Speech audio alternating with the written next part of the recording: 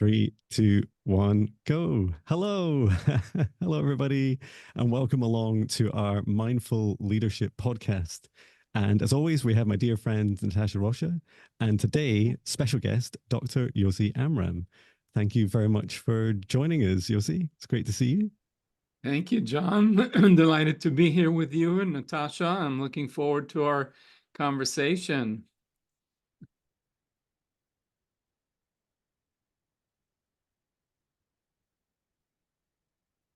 I think John might have been a little bit stuck there. Yosi, would you mind giving us a quick introduction into your journey and describing how you got to where you got right now? Okay, sure. So I'll try and keep it brief. It's my entire story, just a little over a year and a half long. No, I'm kidding. I'm a lot older than that.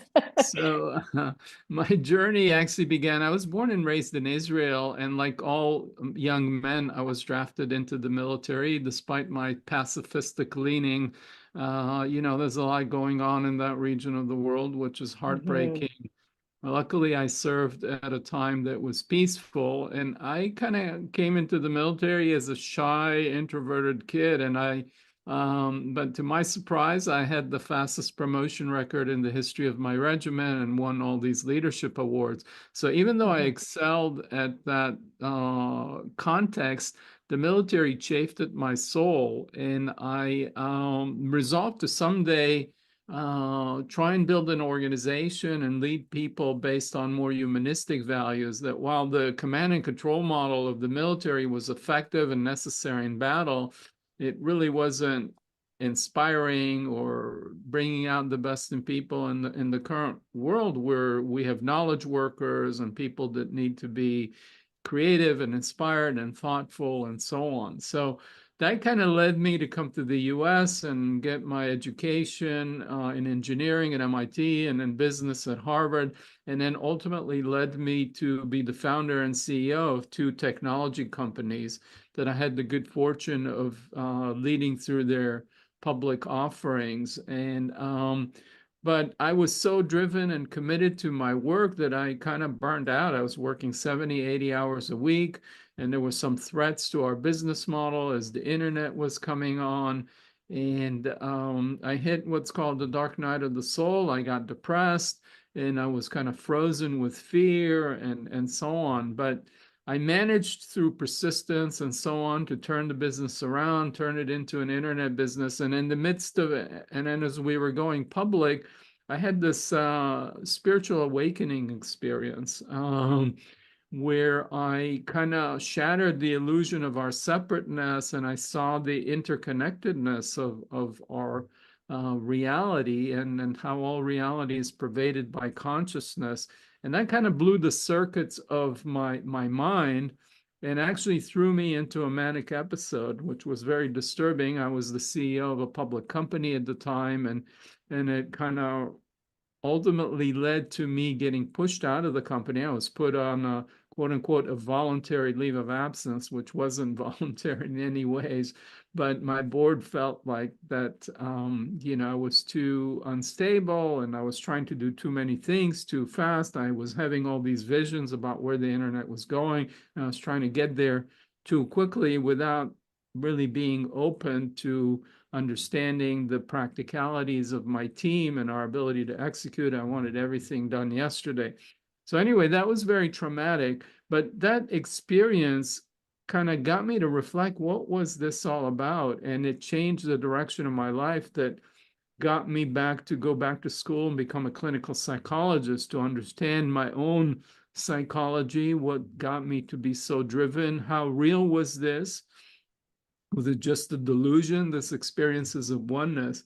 And that's what led me into this field of spiritual intelligence. I had heard of the concept, but it wasn't really defined. I knew a lot about emotional intelligence and the research that was done in how it supports leadership and all kinds of positive outcomes. I thought, oh, it would be interesting to see what is this spiritual intelligence. And that got me into the research to define it, and then develop the first academic measure of it. And then through my research, demonstrate that it contributes to leadership effectiveness. The leaders that had scored higher on spiritual intelligence led teams with greater morale, greater commitment, lower turnover. And that was after controlling for emotional intelligence. So the two were complementary and reinforcing each other. So that's kind of how I got into this whole area of spiritual intelligence. These days, I'm a clinical psychologist and a leadership coach. I work with CEOs of technology companies in Silicon Valley. I've coached over 100 CEOs, and a number of them have built businesses that have reached revenues in the billions and thousands of employees. So I've had the good fortune of accompanying them and facilitating their growth as they developed and matured and became more inspired themselves and developing these qualities and then inspiring their organization into greater and better performance. So that's my quick bio and spiel. Excellent. Thank you so much for sharing that. Would you be able to define spiritual intelligence for us? Please, sure. In your words. Sure. So first, let me just draw an analogy. Spiritual intelligence analogous to emotional intelligence. Emotional intelligence usually is defined as the ability to draw on and be aware of emotional resources to help regulate our own and others' emotions. Spiritual intelligence is the capacity to draw on and embody spiritual resources and qualities that have been hailed by all the world's spiritual traditions in a way that enhances functioning and well-being. So you might say, what are these spiritual qualities and values? So these would be things like purpose, service, integrity, trust, gratitude, compassion, egolessness, humility, and so on. So these qualities, through my research, were having interviewed 71 teachers across all the world's traditions, were common across whether someone was Muslim or Christian or Jewish or Hindu or Buddhist. They all speak about passionate purpose, compassionate service, and so on, regardless of their theology and cosmology. So, but it's the ability to embody these qualities in daily life. It's not an experience, nor is it a belief. So, a spiritual belief was like you believe in a deity like God or in the afterlife or whatever it is. A spiritual experience would be a momentary experience. It may be meditating and your ego is dissolved. You experience oneness, or I'm walking in the forest and I feel one with the forest. So those would be experiences. But spiritual intelligence, how do I embody these qualities and values in my daily life as I'm driving on the freeway, as I'm shopping in the supermarket, as I'm working with my team at work, as I'm relating with friends and family and my relationships? So it's about embodiment and living those qualities in a daily life. Fabulous. And thank you for introducing yourself as I've now switched internet connections. And thank you, Yosi, for sharing your experience. And I went through an awakening, my big awakening in 2017. I was a senior manager at Amazon at the time, and I found it really hard. It created almost like these two versions of me. One was like the one that was, doing the kind of Western culture of just, more money, more projects, more customers, more impact, more bigger house, these things. But this other side of me had witnessed in a meditation for the first time planets and the stars being born and the energy flowing between them and this beautiful feeling of unity. Got me meditating every day. And my life has changed quite gradually since then. Well, I left the company in May and started my own business doing energy healing and meditation for people. And I think it was, I feel like that journey that I've experienced, and thank you for sharing yours, is, something that many of us will also be experiencing in the future. And I love, I feel like you're the first person I've come along who's got some answers, right? That actually you don't need to give up, either. You can bring together. And I love the sense of purpose and and certitude, and being able to really connect with the why. Like, why are you going to work each day? What is the thing that you want to do for this world? And I think that was some of the larger disconnect that I had initially. One thing I started to gravitate towards was I knew I was working with artificial intelligence in recruitment for so AI and people, and I knew that we could do a better job for people, and that started really getting me thinking. You know, there's more purpose behind the work. I found it really hard though to bring the word. I think it's a trigger word for me still. It's like spirituality into business, and I'm intrigued at how have you been able to like bring these concepts to people in business when they're quite alien to them? Yeah, so I mean, you have to be careful. I mean, that's why I'm differentiating between spirituality and spiritual intelligence, and it's independent of any kind of religious belief or any particular even spiritual belief, etc. And even atheists can that have no interest in spirituality. A number of my clients are atheists, so my clients are across the spectrum from devout religion practitioner in one tradition to spiritual but not religious to agnostics to atheists. But one can develop a passionate sense of purpose around what they're doing, and that enthusiasm and passion then reverberates and draws people that are interested in that vision, that idea, to you as a leader. So as you get inspired by your vision, by your purpose, then others come to you. Or you develop a sense of integrity or humility. And the current modern research shows through fields of positive psychology and others. For example, Bain and Company, which is one of the top management consulting companies in the world, did a study with like 2,000 companies and employees to look at what makes for inspiring leaders. And what they found is that employees that are inspired are twice as productive as people that are just coming to do their jobs. And when they looked at what are the qualities that leaders exhibit to get employees inspired, what they found is that these were people that were selfless or not selfish. They were servant leaders. They were centered. They were good listeners. They had good presence, and so on. And if you look at the list, they had identified 33 qualities. Most of them overlap with the qualities of spiritual intelligence that I'm talking about: egolessness and humility and integrity. I mean, there's so much research in leadership theory that integrity is crucial. For example, nobody's going to want to follow someone that doesn't walk the talk or live in integrity with what they're valuing or express gratitude or what have you.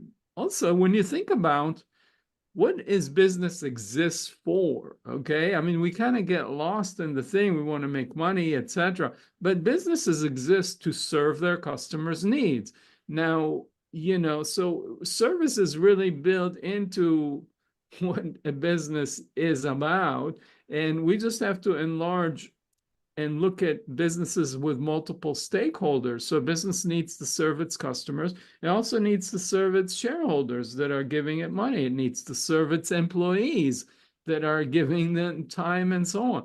And the fact is that businesses that look at all their stakeholders and try and meet all their needs actually produce better financial returns for their shareholders than businesses that just say, oh, we're all about maximizing profits, because that's not very inspiring to your employees, and it doesn't result in the best products and brand loyalty with your customers. So service is integral to what we are doing in business. And we just have to connect with that and get out of the mechanics of doing our jobs, right?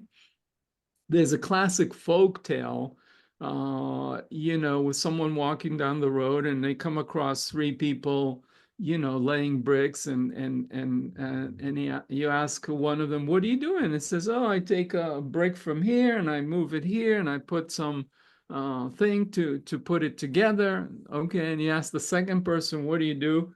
And he says, "Oh, I'm a builder, and this is my job, and I build, and this is how I support my company and my family. And then you ask the third person, what are you doing? He says, oh, we're building a hospital for our community here in town. So when people need medical care, urgent medical care, they don't have to travel for over an hour.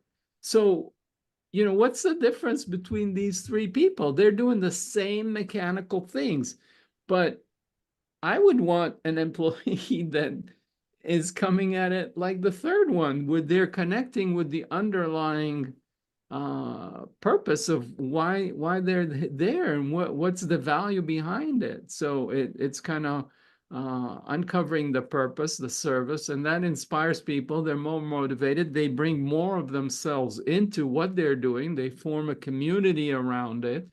And today, you know, people are so isolated. They announced in the US that we have an epidemic of loneliness, and the bulk of people's waking hours are at work, and work is people's primary community. So it's so crucial that people align behind the purpose of the organization, the mission, the vision, the values of how you work together. And then there's a web of mutuality of care among people. So you're not feeling so isolated. And then you bring your whole self to work, and it's so much more meaningful and rewarding, and people are more productive.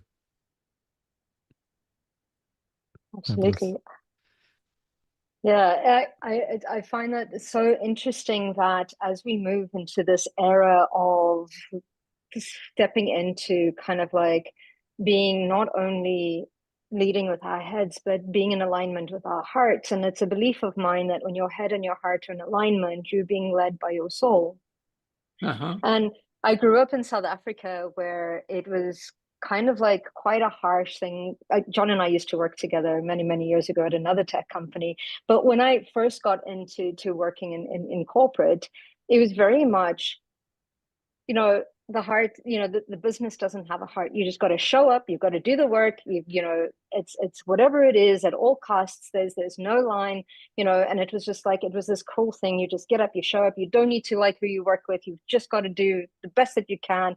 And we were working like crazy hours at that time. And I started to realize that later on when I moved to the UK and started working. And then I've always been fortunate to have a spiritual foundation in the sense that my family were 5 generations of spiritualists, but it never was a thing that was spoken about 20, 30 years ago. So I always had like, I know when I had my reawakening, I had 2 Facebook profiles, one for my spirituality and one for my corporate everyday people, because it was just like, oh my goodness, what are people going to think that I'm into this whole woo woo and all of that, and still had these mix of concepts of the business doesn't have a heart, but yet we call it a baby and we need to nurture it. But it's like it's so confusing. And later on, I started to discover that we are our businesses, and that these masks that we wear in different places, it's important to completely live authentically who we are, and in life and in business, and it's that authenticity, and that's something that I'm starting to uncover and making sure that always in that integrity. And sometimes we fall into those habits, we fall into those patterns of what we know in that conditioning. And the hardest part, especially as a woman, is tapping into that nurturing, that caring, that feminine side with all the, I don't know, the concepts of the judgment that goes behind that, and all the rest of that. How would you talk to bringing in the balance between that masculine and feminine energy to lead a business, to lead a team, to, you know, to really get nurture the people around you? Yeah, well, you're raising a number of important points. So I think masculine and feminine are part of our wholeness. And I think Mm-hmm. those energies exist in all of us, whether I'm a man or a woman. I identify as a man, but I have a lot of feminine sides and qualities, and I've worked on cultivating it, and I don't feel ashamed about it. I think it makes me more effective and more powerful as a human being. But just I'll elaborate on that, but I want to rewind for 1 second on what you said earlier about the 2 sides. You had your spiritual side and your heart and your linear, this like it just the way your body was, you just feel, I could feel the rigidity of it, you know. And when we're in that place, we're not whole, we're divided. We have our mind, we have our heart, we have our spirit, and each of them is pulling us in different direction. So when we're like that, we're not aligned, we're not whole. That divides us and weakens us. I mean, it's when all of us are behind our purpose, our vision, our mission, our what we're doing, then the fullness of us is expressed, and we have the most power that we can bring in. So I think it's just, you know, otherwise it's like you're rowing in different directions and you're pulling in different directions and you're divided and you're unstable. So I just want to say that bringing our whole selves makes us more empowered and more powerful. Now, masculine and feminine, I think of both of them. There are two types of leadership. There's kind of what I think of as the yang leadership, which is leading from the front, is normally what we think about of leadership. Is like the leader is, I have a vision, and this is where we're going, and follow me. And I think that's important and necessary sometimes. There are great leaders that have a vision. It could be in business, whether it's Steve Jobs, he has a vision for handheld, you know, smartphones, etc. Or it could be Martin Luther King, who has a vision of a world of equality among human beings, regardless of their race. But he had a dream. He had a big, I have a dream speech, you know, it's very famous. So he had this vision, and that inspires people. And that's what I call leading from the front. And that's powerful and important for leaders. But then there's another thing, which is the yin side of leadership, which is the leading from behind and the facilitating thing and supporting people to discover their own way. So instead of running ahead and saying, follow me, it's like, okay, let me help facilitate you to discover your way, and kind of, and you can call that feminine, you can call that yin. And I think the best leaders can alternate between. Sometimes they run ahead and say, this is where we're going, follow me. And then they drop back and like a shepherd who you know, brings together their flock. I think that the concept of leading from behind was developed by Nelson Mandela, and it's inspired actually by the Bible. I hate to say it, but and some of the greatest leaders, whether it's Moses or whatever, King David, were shepherds, that they would take care of their flock, and I think a good leader shows that care for their employees, and people feel their care, and that creates the trust and the attachment, and then they feel like they're growing and they're being facilitated and coached. So I think both styles of leadership, leading from the front, the yang, and leading from behind, the facilitative, nurturing, is super important and effective. And I think the best leaders can alternate between them. That's fantastic. I was going to ask a couple of questions that I feel are quite close together. One is for people that want to find their vision, they want to find their purpose, and this can be individual, and it can be, you know, and it can be bringing every aspect of themselves together, but also in servitude of their teams, their companies, their shareholders, and their customers. And I think somewhere in that, this was from my experience, was also this ability to bring the whole of you into the workplace. One of the first things I did was as I settled on my vision, which was to help raise the vibrations of billions of hearts across the planet, I started in music. And so on the company directory of what is now over 1.8 million people, I posted, like, if you just visited my page, it said, senior software manager, my mission to raise the vibrations of billions of hearts. I write a song every day. Please click here on my YouTube channel. And people would do it before they often met me, especially if they didn't know me. And I would, at every occasion, including to some of the directors of the company, the S team, I would go and bring my guitar along, and I'd improvise a song in the moment. And it was like, I wanted to show there's the kind of delivery guy and the product visionary, but also this person that wants to have fun in the workplace and wants to bring, you know, I always like channel my songs, and it's always very intuitive. And I wanted to bring that aspect to me. And I always did it, even when it felt I wasn't sure if I was entirely safe. I was like, I'm going to make it safe. I'm going to make it safe for me and for everyone else. I'm going to lead by example.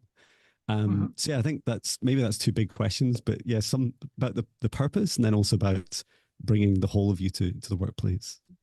Yeah, well, I think they're related, and it was delightful to just hear you describe your process, and I was just feeling your smile, like you were radiating this joy, and as you were talking about it, bringing all yourself. But I just want to highlight a couple of things. One is that when people have fun and joy, they're that much more creative. And there's all this research that in problem solving, bringing joy, bringing humor, bringing fun. That's why a lot of design companies and that are trying to create a lot of creativity, create these fun environments, and they have games and so on. So I think it's beautiful, and what you were doing, and by having, setting a role model that you could be creative and do this and bring your whole self, you probably inspired other people and gave them permission to do the same. So in that way, your authentic expression inspired other people to be in their fullness and their authentic expression. But this relates to the question of purpose. So how do we discover our purpose? So think about it this way. First of all, each of us human beings, we have 8 billion of us now on this planet, roughly, and we're each unique. Never in the history of the universe, 14 billion years, has there been another John or Natasha or Yosi. And never will there be another one like us. And each of us are endowed with some unique talents, gifts, and superpowers. So life has endowed each of us with unique gifts. Now, when you give a friend a gift or you receive a gift, do you want them to open it? Do you want them to use it? I mean, if you give someone a gift and they never open it, they never use it, you're kind of disappointed, right? So we were given a gift, the gift of life and the gift of our talent. So your talent is a musician. I don't have great musical talents. I have other talents.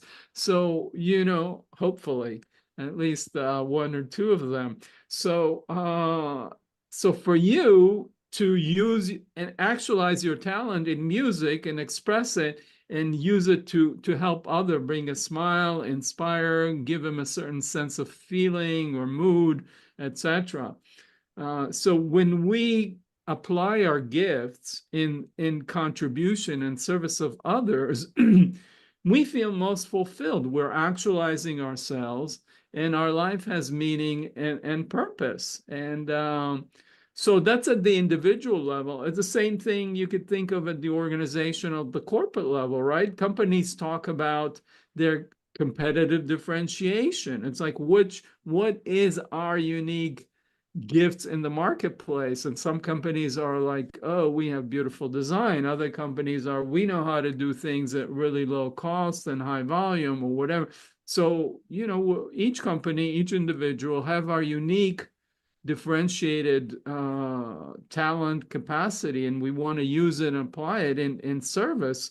And that's the most fulfilling. The research shows that, if there are these experiments, people go in and go to a lottery. Some people win $20 or whatever, and others don't. And then of course, the people who won $20 are happier than the people who didn't, right? Then they take the people who won the money and they divide them in two randomly. Some people are told, okay, go take that $20, spend it on yourself, do whatever you want, enjoy it. And the other half are told, go take that $20 and spend it on someone else, that you can. And then they look at the end of the day, how do those people's mood is? And the people who spend the money on themselves had a momentary increase in their happiness when they won the money. But at night, by the time they went to bed, there was no lasting effect on them. The people who took that $20 and spent it on someone else had a increased well-being that lasted, that there was greater meaning. So the moral of this story, of this experiment, is that when we share our gifts and what we receive to help contribute to others, we create a connection, there's greater meaning, and we have deeper fulfillment. So, we have to identify our gifts, what our talents, gifts, superpowers, and then ask ourselves, how can we use that to contribute to others, to what needs to be done in the world? And when we bring those two in alignment, our life has greater fulfillment, greater meaning, and we're actualizing ourselves. And that's our purpose, that's our meaning, and that's our joy. Oh, I love that. And I wanted to add a little story, which was I took along my guitar. I've bought a tiny little travel guitar, and I took it out to Seattle, and I was there doing presentations on our to many senior leaders who came and visited our stand. And so we were presenting how our AI is responsible in these different recruitment use cases, which in itself, like I did resonate with. I felt really passionate about doing the right thing, fairness, regardless of gender or race or background, and being able to be, accountable and measure what you're doing and see the real life impact you have on real people. And I didn't totally understand, but felt compelled to bring my guitar. And my plan was, I didn't ask anyone. I just said, I'm just going to turn up. When people come to my stand, I'll chat with them. I'll do a little presentation. And then at the end, I'll just create a song. I'll just improvise the song for them. And I remember after doing about 25 of these, so someone said to me, "Oh, what's the guitar for?" And I said, "I'm gonna sing you a song now." And they said, "But that's impossible." And I said, "Oh, there's no point in trying to explain it." I said, "I'll just sing." So I just sang them a song. And at the end, they said, "How did you know all these things about me?" And I said, "You just told me. You just told me all these things, like where you're from, what you like, your questions that you asked. And I'm just reflecting them back to you." And they really loved it. And in fact, that person a year later came on to be one of my bosses, which is really funny. And I didn't even though, and I totally resonate with everyone's unique, and everyone has these unique gifts and abilities, these superpowers. I didn't quite understand what mine was. And that's one of my kind of growth areas, is always like not fully understanding the impact of what the gift I've been given. But what I started to realize was that my ability as a leader is to help people connect with the human, the people side of the customer, and to deliver to that, to be really clear about how that feels from both the servitude and the recipient of the service. And it just seemed to make a lot of sense and flow very easily when I brought these two very unlikely gifts of software delivery and at the time music together. I went on to, my question I'm going to ask is, I went on to after that bringing some things like mindfulness, meditation into the workplace. And I found that really interesting because as I started to do it with people in the UK and around Europe, and I was running started with weekly sessions, some people just found it really hard to make time to kind of in quotes like make time for meditation. And yet when they did it, those that did step forwards would say, well, we only did it for 10 minutes, but it just seemed to create this like oasis of calm. Like I feel connected with my body. I feel clear. I feel like I can, all those things that I was worrying about, the noise is settled. And now I feel much clearer about what it is I want to do this afternoon. And I was interested in, you'd raised a number of different practices to help people, move towards spiritual intelligence. How can you describe that change process that you take people through? Wow, it's a long process. It's a journey. First of all, but before I go there, I would say your story with the music and this person is so beautiful, so touching. I mean, you gave this person such a gift, and it's just very touching and very amazing. So yeah. So with the mindfulness and people being busy, let me just comment about that, and then I'll try and step back and talk bigger picture. I mean, first of all, all the research shows that even people on a production line that are doing very mechanical assembly line tasks, if they take 10-minute breaks, they produce more at the end of the day, and their output is higher quality. So, if that's true for people doing mechanical, repetitive tasks, how much more true is it for people that are doing what I would call, or you might call, knowledge worker tasks, where it's their creativity and knowledge and synthesis and judgment and having clarity of mind and being centered and so on is gonna. And if you're a leader, I mean, as your leader, it's not about the number of hours you're working or whatever. It's about the vibration, the energy, the inspiration you provide. So caring for ourselves to clear our mind and do these kinds of practices, pays off tremendously. In our productivity, in our effectiveness as knowledge workers, as software engineers, as creative people, as whatever it is, as salespeople. I mean, if you're in sales and you're talking to customers, you got to be present. You have to be reading the cues that are coming from them. Otherwise, you're misattuned, and you're not going to be effective in building rapport and selling them. So you could think down any real professional job, and our ability to be centered and clear-headed and grounded is going to make us so much more productive. So, okay, just on that. And how do you get people? I mean, all of us are just programmed from when we're babies, right? You come into this world and you can't survive on your own, right? You need mom's breast and milk. You need other people to care for you, change your diaper, whatever. So we're kind of preconditioned to look for all the goodies outside.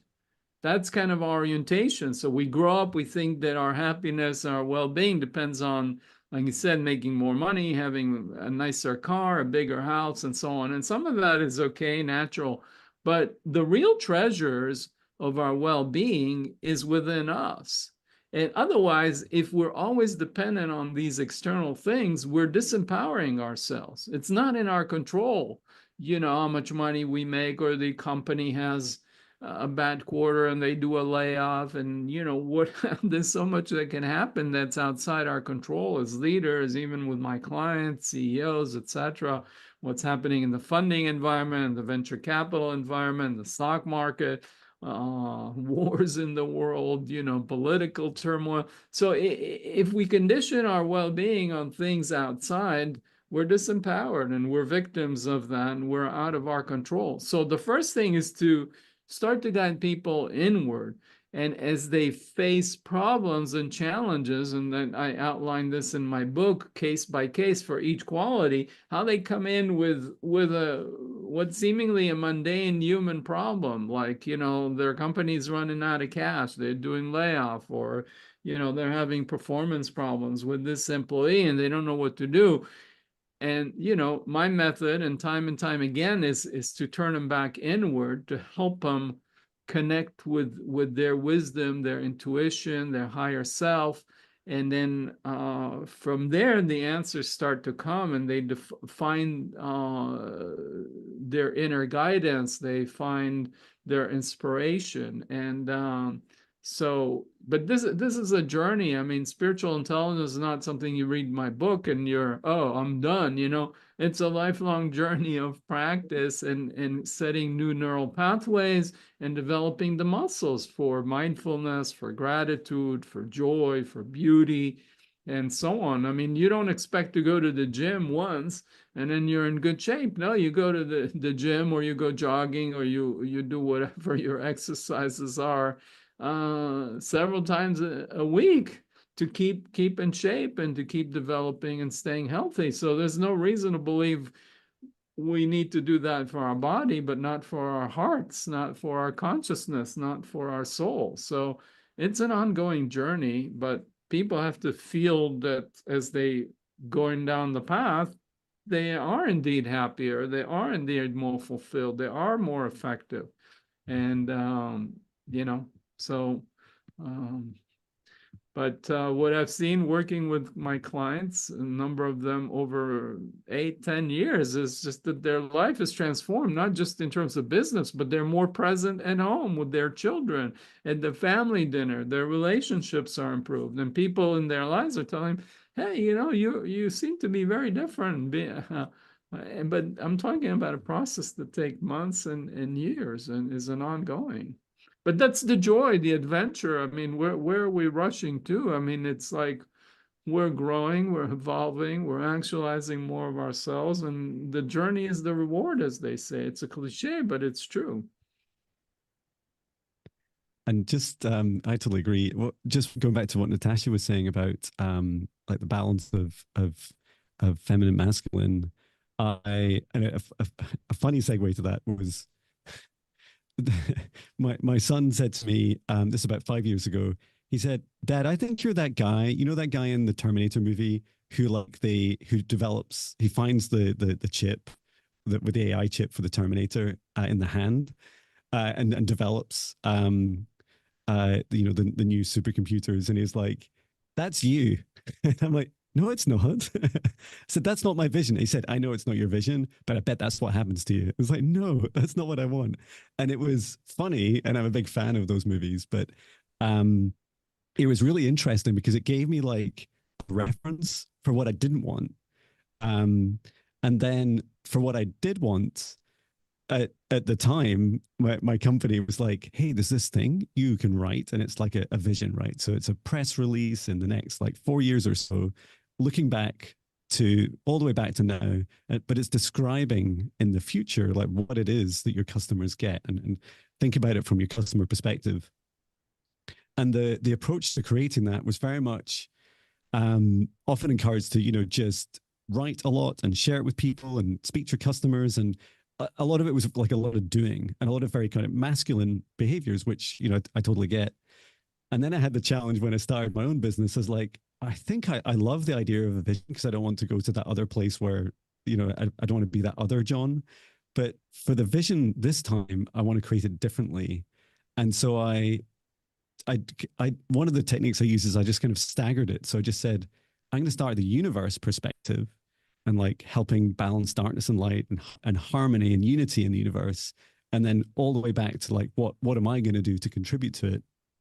But instead of like, and it was so tempting to just sit for hours on end typing away.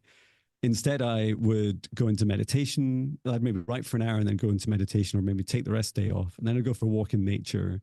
And I wouldn't go back to writing again until I'd received more inspiration. And often, and I remember, because I was writing at the time, I remember when Natasha and I connected again after almost 20 years.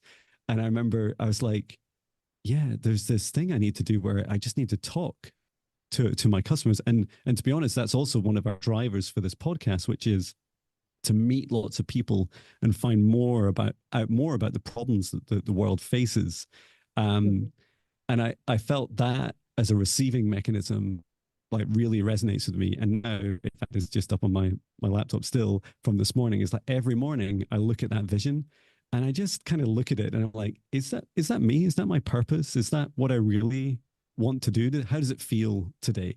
And who, and because I've always got some customer emails like, are they the customers? And how do they feel about it? And I have it on my website. That was the big thing. I wanted to be really transparent, like ultra transparency, so that anyone could just read it and go, yeah, that's me or not me, or John's crazy or not, and they can choose themselves. But yeah, I was really interested in the vision creation process, whether it's you as an individual or shepherding teams to be able to do it. Yeah, no, it's a beautiful story.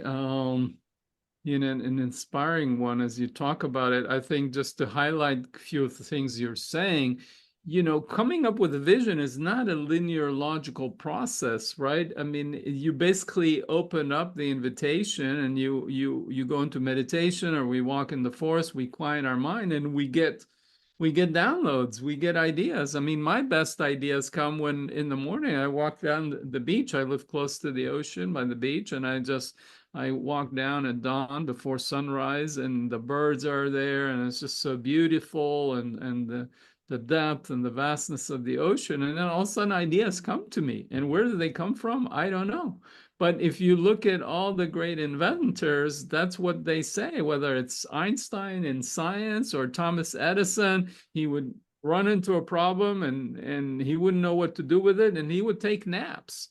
And he would take naps and he would just present himself the problem. And then he'd wake up and, he would set a thing that he would wake up suddenly after 10 minutes. And that's when he got his ideas, or the guy who developed the benzene thing. And or Mozart is actually says, he has a beautiful quote, is like, when I'm relaxed and in good cheer, and this music comes to me. Where it comes from, I don't know. So I think the most creative people just kind of quiet the efforting, logical mind, and then we can receive these inspirations. Where do they come from? We can't really say, but we're a channel. And when we're people now talk about flow states, right? In flow states, you're kind of merged with the thing. There's no you, there's no effort, but you're most effective and you're most fulfilled. So to use spiritual jargon, you become egoless around it. And that's your greatest creativity, and you become a channel. And it's not, I did it, it's coming through me. And it's a very different experience, but somehow magically we're most effective and most creative in that. So I may have lost your question. No, it's it's fantastic. I love those references as well. Thank you for that. Yeah, but so yeah, it relates to the masculine and feminine. Okay, sorry. So the masculine is like, more linear, and it's like logical, and that's great. We need that quality in our life and in solving problems. The feminine is more receptive and open. And so, to come up with the best solutions, we have to do the analysis, or you can call it the logical, etc. And then we need to let go and open and be receptive. And then our subconscious, or I don't know what, our spirit somehow comes to us, and then we get the solution. So it is, even in that way, it's the balance of the masculine and feminine. I mean, your masculine side perhaps started by saying, hey, I want to contribute to raising the vibration of the whole. I don't know how to do it, whatever, but that's kind of an intention, a North Star. And then you opened up and you said, I don't know. And then you got more details. And that's kind of the feminine side. So again, it is the goal directed, what you might say masculine, and then the open circular. So it's lines and circles, the line quality is very directed, pointed, and then the circle quality, which is open and receptive. And then, that's how I see it. Absolutely. I found it quite, when I moved very much from very, very corporate, very much linear thinking and making things happen, having to force it in a way to, I find myself very much in a burnout state, and ended up really tapping back into spirituality and going within. As you said, the answers started to get them within. I knew that there were blocks, and started working on my health physically, mentally, and emotionally. And that helped me to really start moving into another area of that collaboration and growing into the flow, where we're actually quite agile in connecting in and responding to the opportunities that show to forward to us, which is quite interesting, in the sense of moving very much from a, if I want it, I have to make it happen, to pointing that arrow and then going, okay, what are the opportunities that show up to get into that flow of having that or something better? And what are your recommendations to allow that little bit of flow, to release that control, to release and sometimes even surrender into the flow of what is coming towards us in order to achieve that goal or something better? Yeah, no, I think that that's a great question, and I wish I had a simple answer. But I think, what we're talking about, and I deal with this with my clients all the time, which is how to be passionately engaged, working towards a particular vision or purpose, and at the same time be unattached to outcome. Yeah. If you're all unattached to outcome, you don't care, and like, oh, okay, it may not, then you're passive. But that's not what we want to do. We want to be with passionate engagement towards a cause or a goal or something, but also be surrendered to the outcome and unattached to the outcome.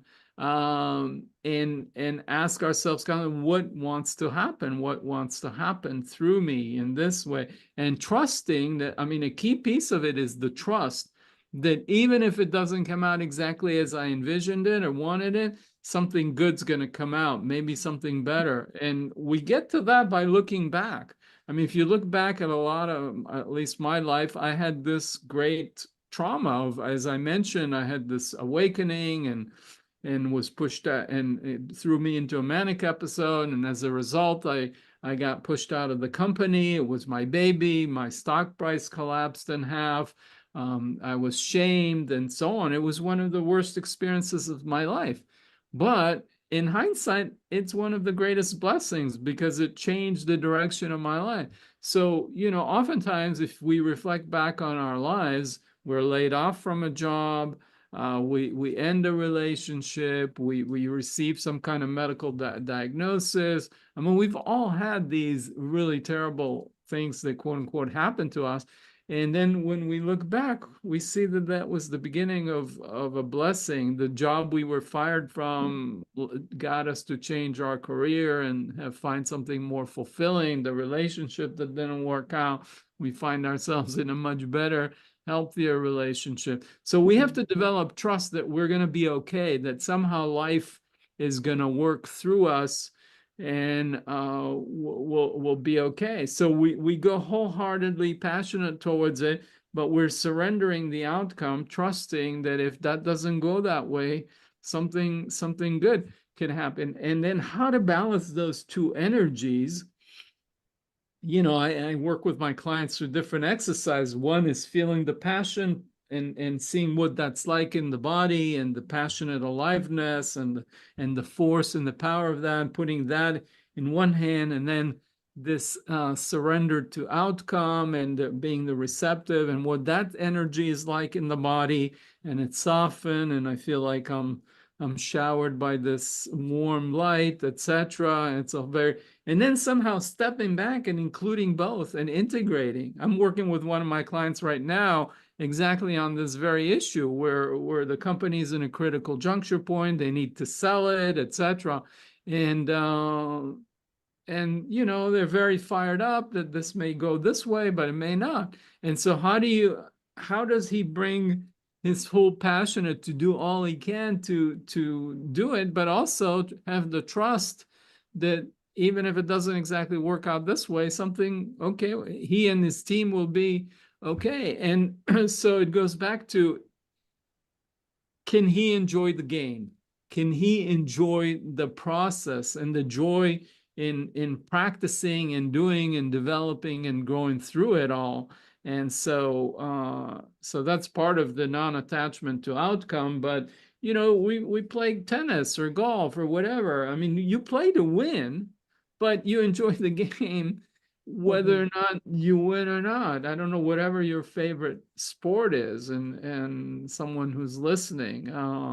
So we do the best we can when we take that shot, and we try and aim it and so on. But even if it doesn't go exactly and we lose the game, it's like, oh, that was a good game, I had fun.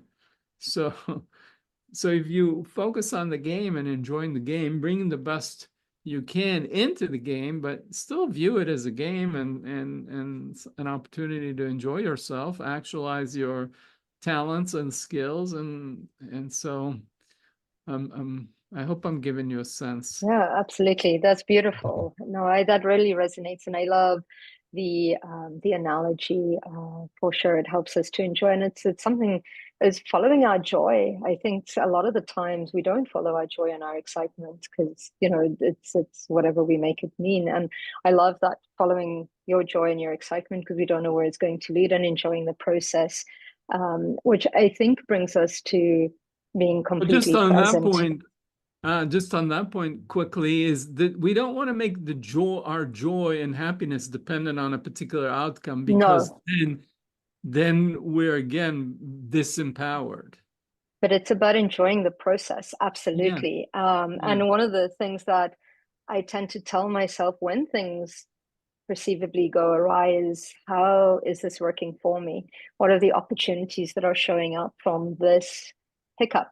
Or this, what is perceived as a block. And a lot of the times we start to see the beautiful things that arise from that opportunity that had presented itself. So I tend to see things in that way, as in, I had just recently had a trip booked to Canada that I didn't go to, but found myself in the Highlands of Scotland, connected to nature and going within. And what a wonderful opportunity that presented to itself, which absolutely helped me to have a look at how I'm being of service now in a way that really excites me, because perhaps that vision that I had before is a little bit outdated, or is not me anymore, and it was an opportunity to pivot on that. So absolutely, in looking at, this is where I want to go, but if something happens in the meanwhile, it's how is this working for me?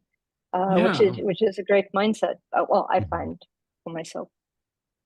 Yeah, totally. It relates to what I said, is the notion of trust, and looking at these quote unquote mishaps as invitations, as opportunities. And looking that in the past, these things happen and better things happen. The other thing that I find really helpful is to ask ourselves, what is the situation inviting in me? What qualities is it calling forth? And that,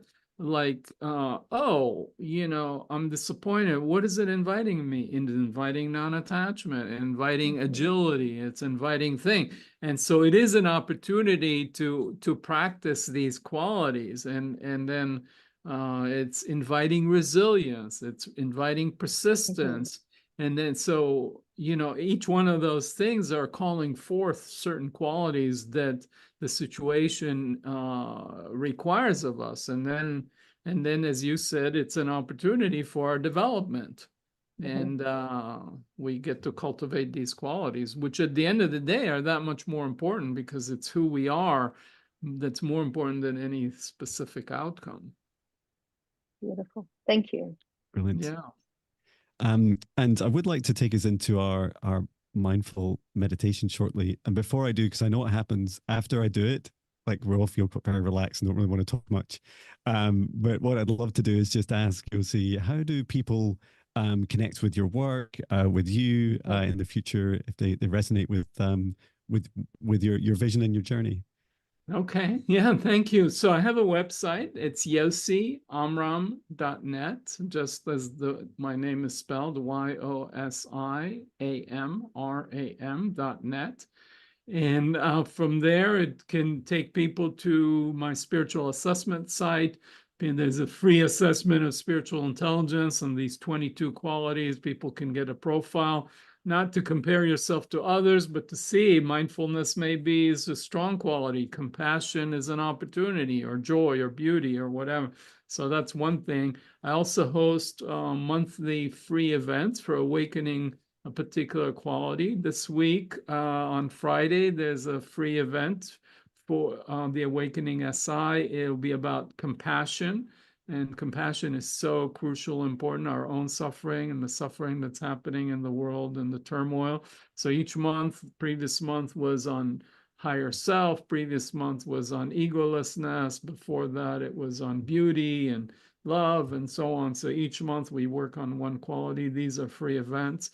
And I also have my book that you mentioned that's available online anywhere. Spiritually Intelligent Leadership, How to Inspire by Being Inspired.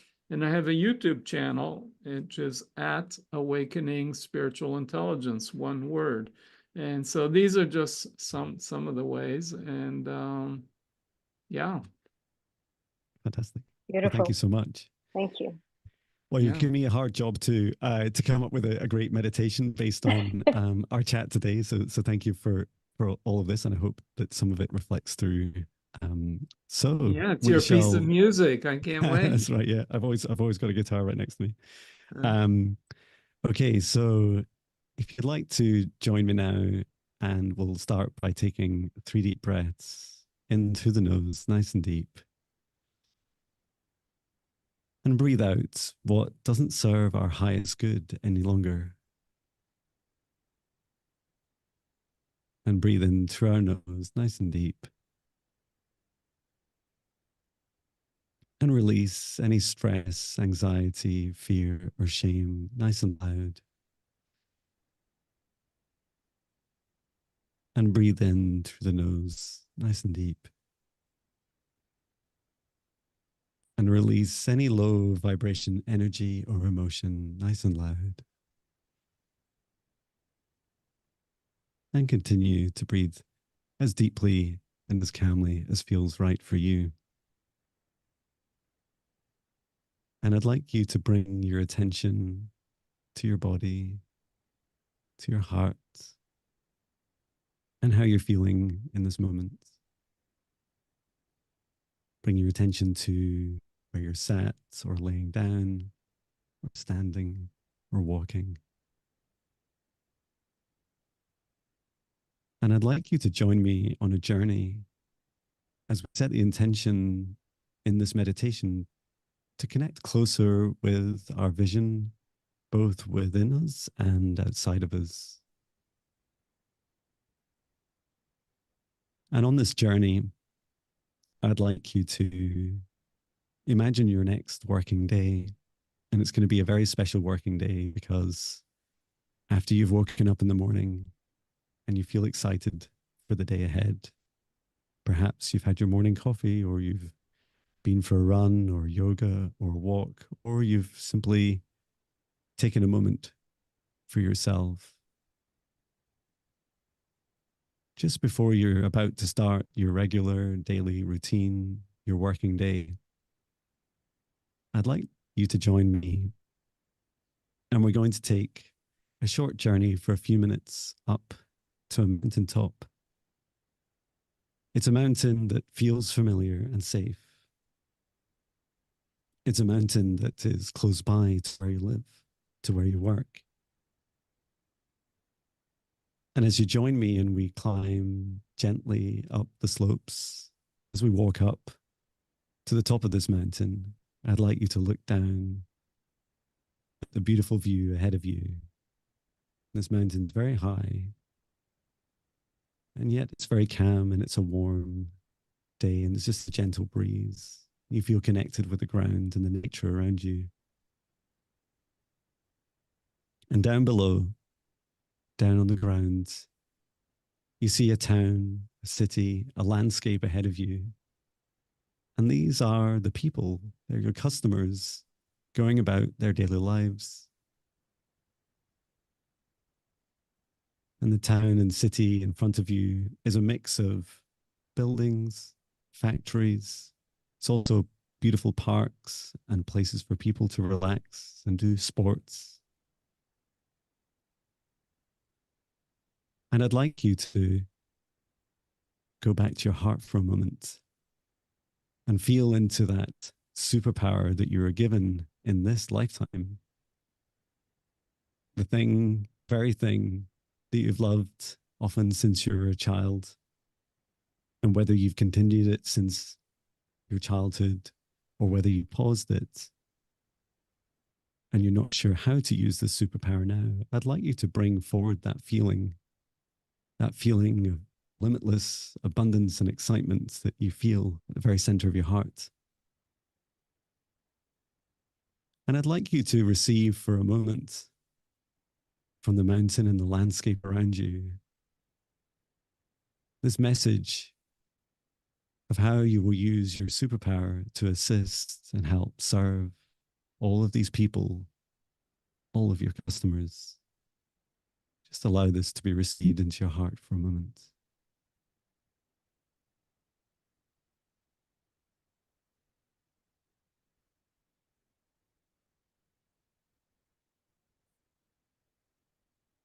And as you allow and receive, know that this is a practice and it can take many times, in fact, sometimes many days, to practice this over and over to continually gain clarity on how you'll use your superpowers to serve your customers.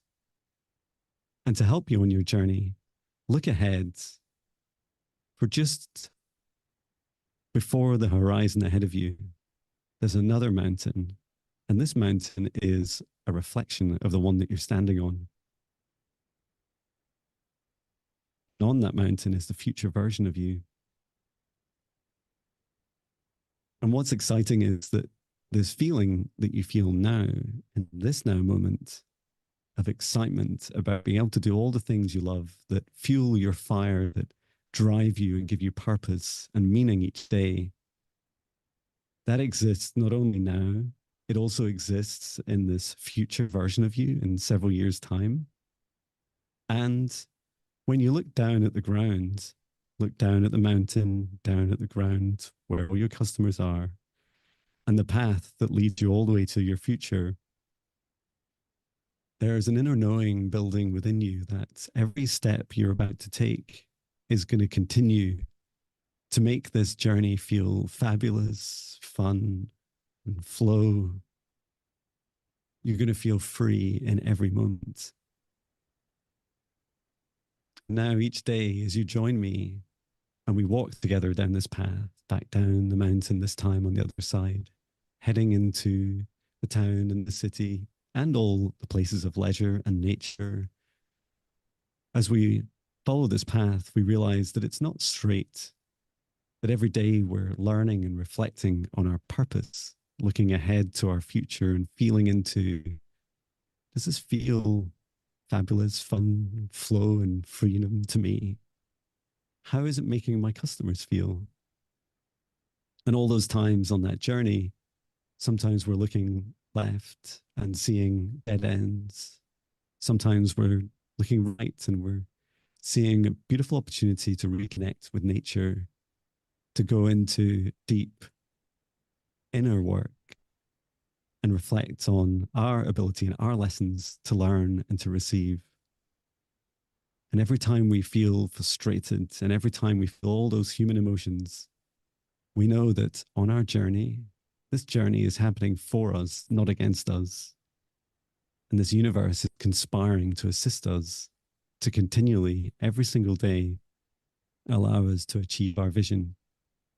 For that future vision, the one ahead of us in that mountain just before the edge of the horizon, it's already happening and it's already in your heart right now. If you just take this time each day before you start your working day to receive and reflect and hone in on your purpose today. And when you're ready, I'd like you to continue on with your day. And for this meditation, I'd like you to come back to your body, back to this moment, and hold within your heart that key, that definition, that purpose, and that feeling that you sought before you entered this space to bring whatever serves your highest good back to this moment, back to your body. And when you're ready, you can open your eyes and move again.